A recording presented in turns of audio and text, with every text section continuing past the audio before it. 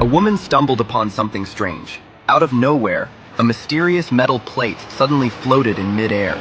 Just as she was about to pick it up, the next second she was pulled straight through several floors and came crashing down hard. The hotel staff around her were completely stunned by the sight. They looked up at the ceiling, which was perfectly intact, as if the woman had simply appeared out of thin air. Police rushed to the scene and quickly sealed off the area. That was when they discovered the floating metal plate. One look was enough to know this thing wasn't from Earth.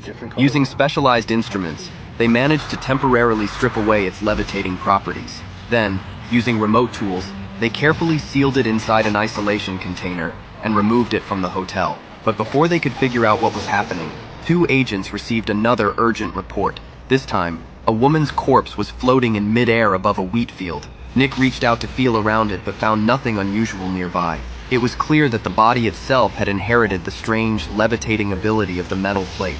At first, Nick guessed the wind might have carried her there, but Annie noticed something was wrong, because that day, the wind was blowing in the opposite direction. To figure out where the body was drifting, Nick unhooked a sweater that had gotten caught on a wire fence. The corpse immediately began drifting in another direction. Following its path, they arrived at an open field.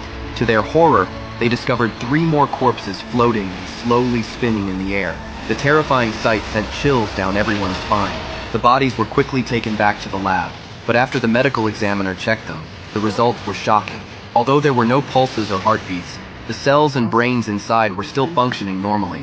From a biological standpoint, these corpses weren't completely dead. There was a very real possibility they could wake up at any moment. And sure enough, while the team was still trying to make sense of it all, one of the corpses suddenly opened its eyes.